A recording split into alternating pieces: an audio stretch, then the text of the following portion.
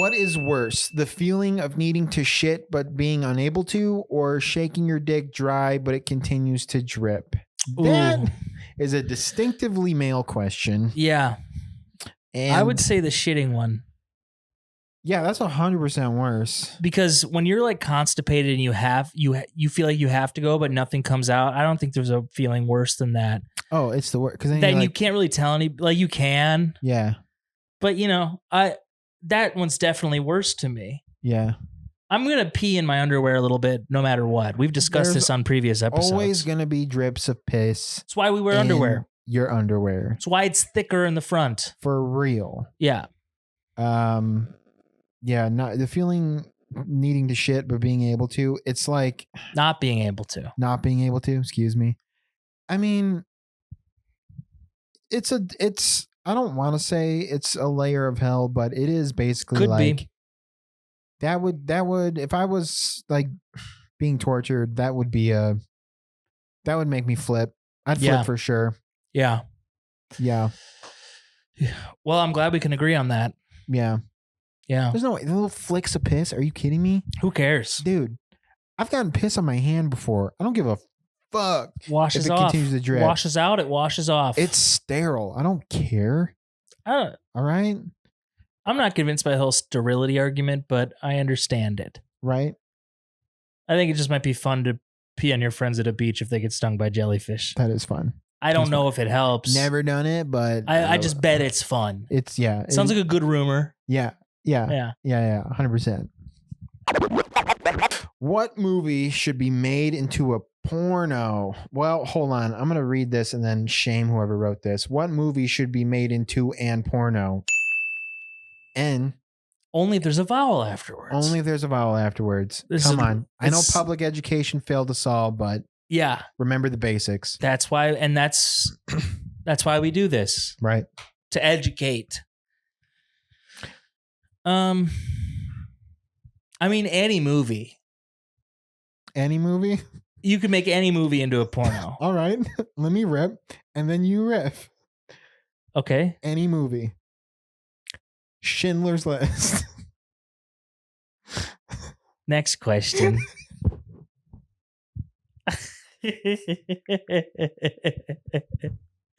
Man, you set me up, and I really, in my head, confidently, I was like, there's no way he can say a movie that I can't make into a porno. And I would say you've named one. I can't think of an angle. I would say probably any Holocaust film would be really rough. Yeah. And if the industry of adult films, for good reason, probably keeps an arm's length on Holocaust film remakes. That's probably for the best. Yeah. Although The Pianist with Adrian Brody, you could just call it The Penis. Oh. I vaguely know the idea of it. It's a really sad movie. I watched it with a friend once. We went, let's watch a World War II movie, you know? Okay. And, like Saving Private Ryan, which I've never seen, or like a war movie, you know? Yeah. And we're like... You've never seen Saving Private Ryan? I haven't. Okay. No. Oh, wait, what? I haven't. It's so good. I haven't seen Titanic either. I know. But The Pianist did not fulfill what we were at. It's just a sad story about a Jewish musician, and he just goes through hell. I mean, he goes through the ringer. He barely plays piano the whole time. It's like Billy Joe's Piano Man, the movie. Yeah, that's kind of what we thought, but just the guy comes on screen in a camp just hitting a harmonica. It was just sad. Yeah. Yeah. So to answer the question, what movie? Okay, so not any movie, as you so boastfully claimed you could make. I don't watch porn like that. The ones that are like Harry Twatter or like Star Whores, like that's not interesting to me. But I would watch Rush Hour as a porn. I was thinking about that. I think it's just called Russia. Bush hour. Bush hour. We're in. Boom. That's it. That's the answer. There is no better answer than that. Bush hour 2. Bush hour 3. Bush hour. That's good. Before we go to the next question, Yeah. So you know I love to cook. Yeah. I actually think it's the best salsa in the world. I made the best salsa in the world. And I saved some. I've been eating it for the last couple days. I made it Sunday after our show. Yeah. And I want you to taste it. Did you use job money for salsa? I love using the money from the show to like aid my interests because it feels like free. It feels like reinvesting. Sure. Yeah. Yeah. But it's like a roasted tomato. It's not spicy. I know you like spicy, but it's not spicy. But I got this here for you. Okay. Please do not spill this on the couch. I won't. Also, I'm breathing heavy because of the Chipotle. I was gonna say I can't just dip my finger. I have chips. I have chips. It's not like a hummus. I can't just dip my pinky in it. I have chips. Okay. And I want to walk you through it. Fire roasted tomato, little onion, or microwave. some peppers. Ooh, Does it smell? that smells good. Yeah, make sure you give your reaction to the microphone.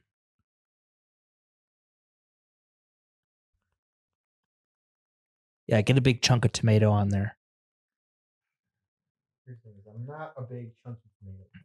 Okay. Well, I think you're good. You're good.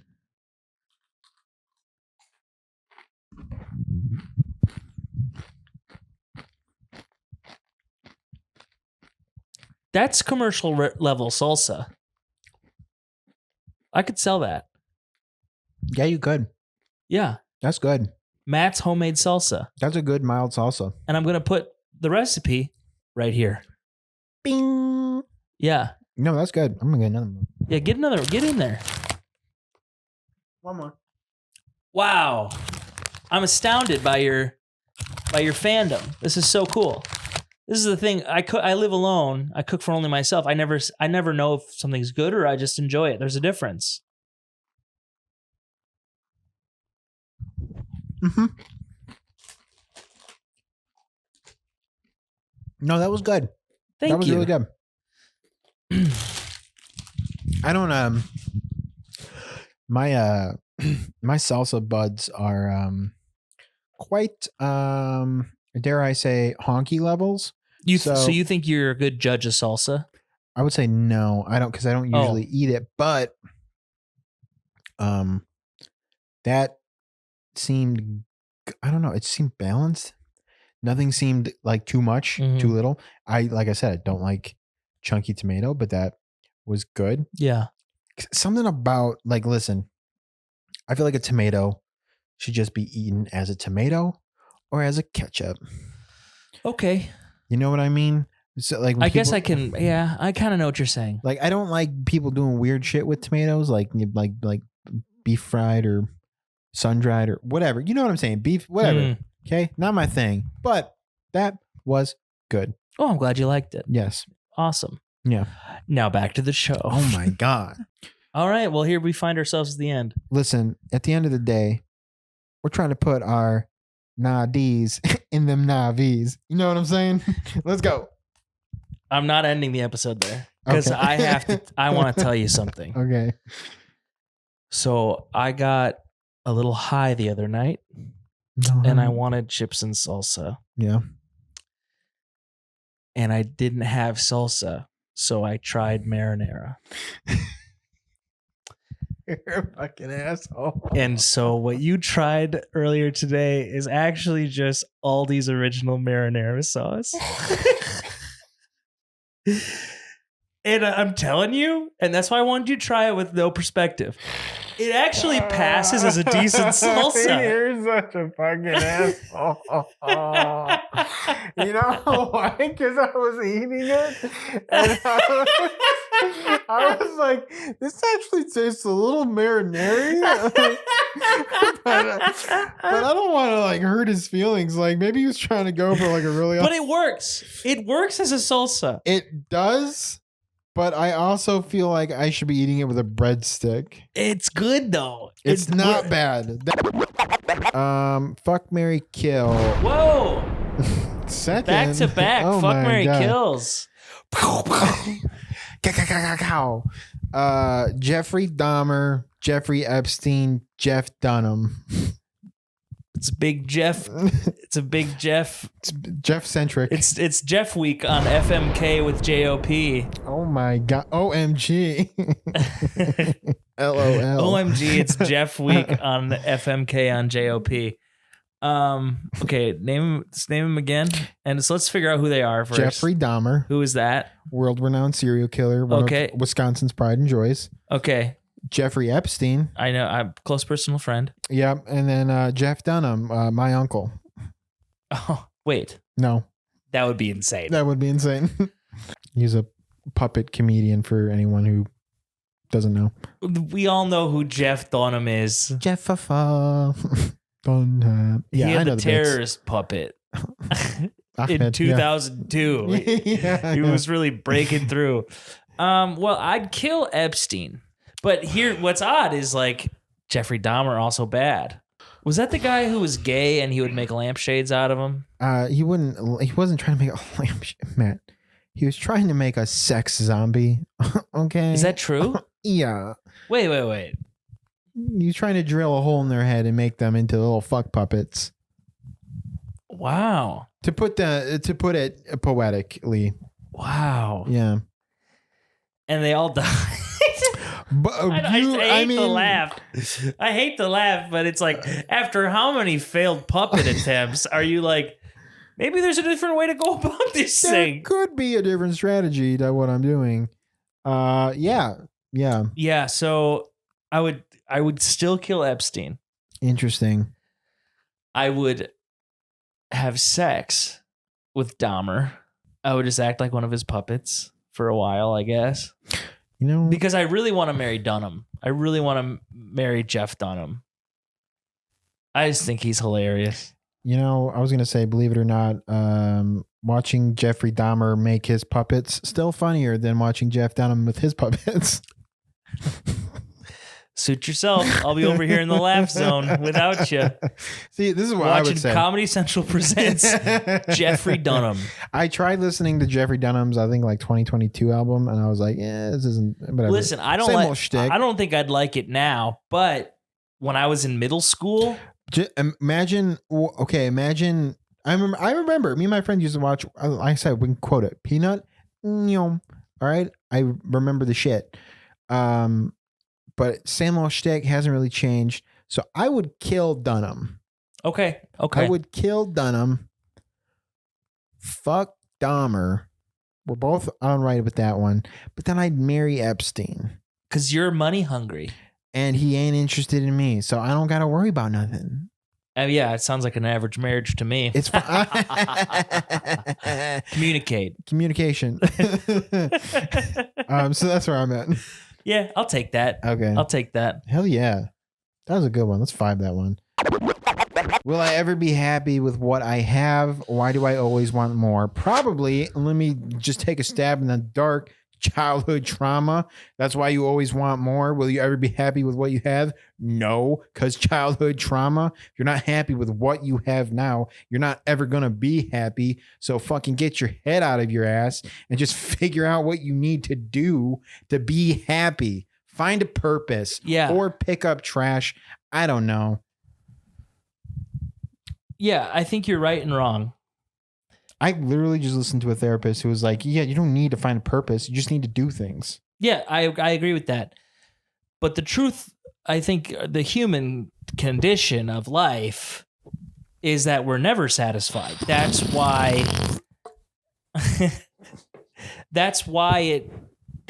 we've progressed as quickly as we have as a species. We are never satisfied. As soon as you dream and dream and dream, and as soon as you get the thing, you're concerned with what's next. So the only way out is through gratitude of what you already have. But you just need to kind of understand that it's just not in our nature to be satisfied. Songs have been written about it for years. Rolling Stones, can't get no satisfaction. It's just part of it. You get a bottle. One day my dad brought home fireworks. He brought home bottle rockets. I had never seen a firework leave the ground before. I lit a bottle rocket. It was the time of my life. Within 30 minutes, I was strapping dozens of bottle rockets together. I was trying to lift my toy cars into the air like rocket cars. There is no such thing as satisfaction. Get used to it. It is a dragon that you will forever chase. Yes. Until your grave. What's your morning after routine? Is this a fuck question? Yeah, I think so. This is a question about sex. You don't want to talk about this? Or are you thinking? I'm thinking. Anytime I've had sex, it's been violent. You end up in prison.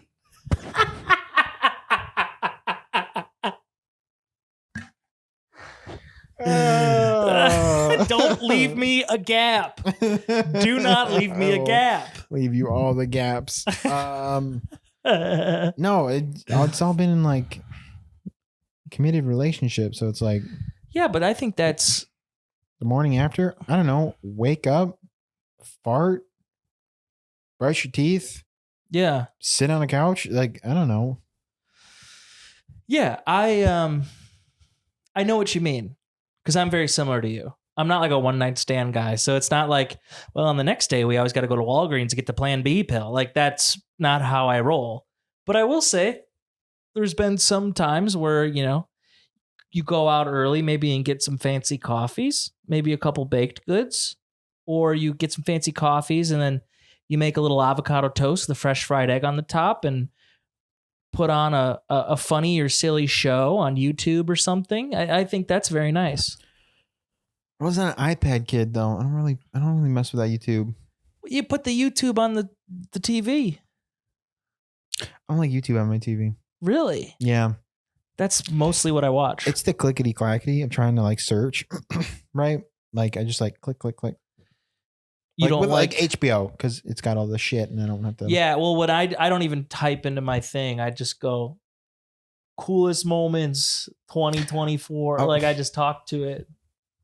You watch compilation videos? No, I don't. I was gonna say no, but I have when I like have an idea of a video I want to watch or like I know a creator and I can't think of what the title would be. I will put like weird guy in suit who reviews fast food and it comes up. Report of the Week. He's great. I don't know if you ever watched him.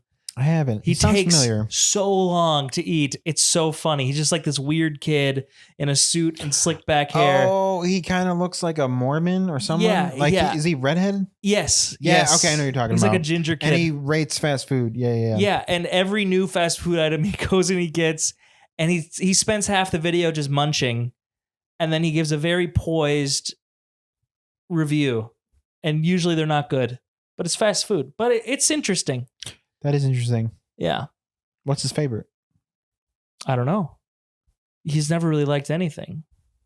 What's the highest score you've seen? He doesn't give scores. He just talks about it.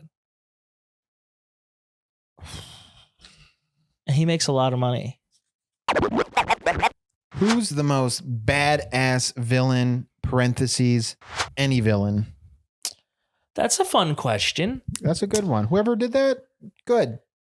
Yeah, we don't get a lot of like movie. Well, I guess we do once in a while. Dude, I'm going to say it. I'm going to come out of the gate hard and strong. Darth Vader. Badass. Most badass. Darth Vader is a good one. The scene at the end of Rogue One where they're like, it takes place chronologically right before A New Hope. Mm-hmm. When Darth Vader is going through that ship and like just taking shit off the walls, Just taking names, killing people left and right with the Force. We've never seen that as Star Wars fans, like Vader's true. Just taking lunch money. Yeah.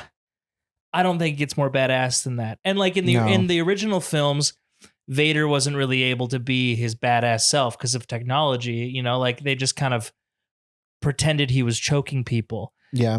But then in Rogue One, it's like, oh no, this is why he's like the most feared Force user in the galaxy, and this is why. And I thought that was just the coolest scene. Cruella de Vil. She's pretty crazy. That's a badass bitch. She's just trying to murder 101 dogs. Yeah. And then in the next one, 102. 101 wasn't good enough. Did they literally just have one more dog? And then they were like, personally, where? On what earth does a dog have sex and only give birth to one dog? What I don't understand is how do they give birth to 100 quickly? Yeah. That doesn't make sense either. How big was that dog? Huge dog puss. Huge. I mean, probably 45 pups a litter. Maybe 2 litters. Bruh. Certainly not 1.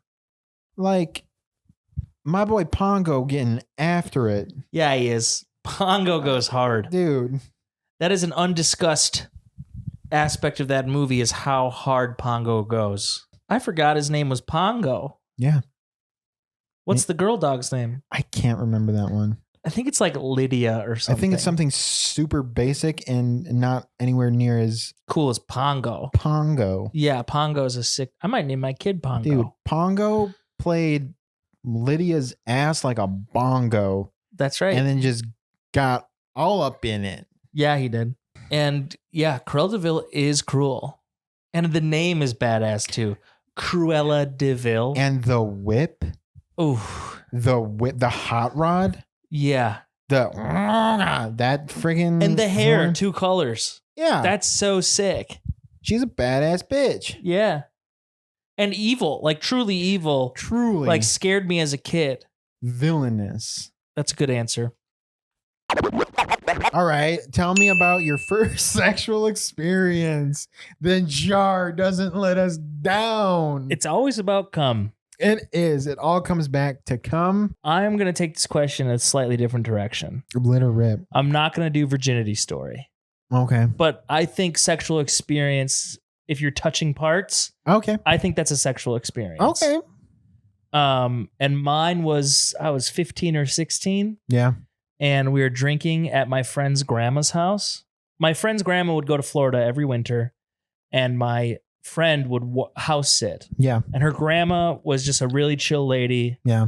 Pretty on the times. And so she was like, hey, if you're here checking on things, or you ever want a place where you and your friends can hang out without any parents, like I trust you, just, you know, don't burn the house down, but you can hang out here. You can watch a movie or whatever. We did that a lot. It was actually great because we had, you know, we were able to have a place where we could just be teenagers. Just be kids. Yeah. And yes, we did have some crazy ragers there. By ragers, I mean like drink a bunch of beer and there was like 15 people. Someone threw up. Yeah.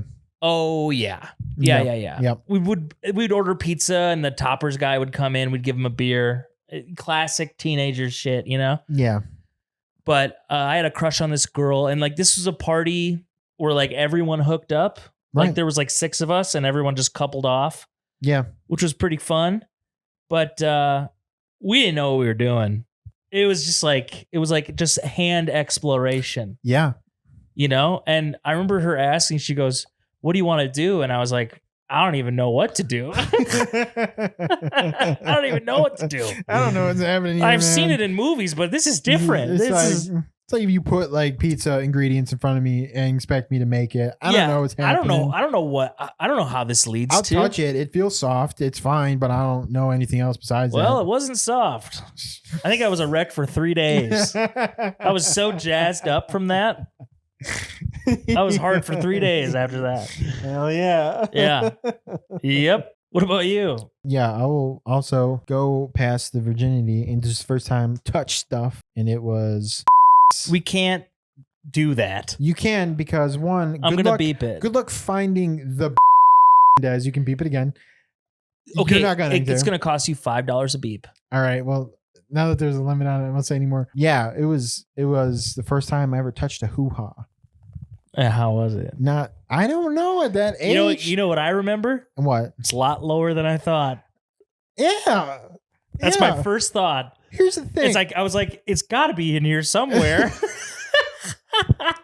It's like you drop your phone down the car seat. Yeah, that's like, what's going on? That's exactly how I was like, whoa, this thing's low. I had no idea. I'm not gonna lie, I still feel like that sometimes. It's got to be down here somewhere. It's what's going on here? Is it moving? Dude, is it ducking me right now? Ben, that is a hilarious bit that you should do where you talk about your first sexual experience and you're like, the first time you touch a vagina, it's like losing your phone under the seat in your car. Like you just keep reaching lower and lower, and you're like, it's got to be in here somewhere. You got like half a forearm down there, but you don't know what's going on. And then you actually decide to go through the back seat, and so you can get a different angle at it. Yeah. And it's the same thing. It's the same. You're still like, what's going on? I don't know. Yeah, it was about that experience where I was just like, I don't know what's happening here. Also, it was okay. So how old were you? I had to be like, I lived in Tennessee at the time. I was like, it's 2006. So you were around the same age as me. 15, 16? No, I was 2 years younger than you. I had to be like 12. That's young. 12 or 11. Yeah. Just playing doctor. We were just messing around, and we both like, it was like, neighborhood girl, neighborhood boy. We were just kind of like flirting with them. She introduced me to what a Puerto Rican is. And let me tell you, if you see a Puerto Rican and they're white, do not say they're white. They will correct you, and they will correct you fiercely. Okay. And that was my introduction into hoo-has and Puerto Ricans. So I like that. Yeah. Okay. Problem solved. There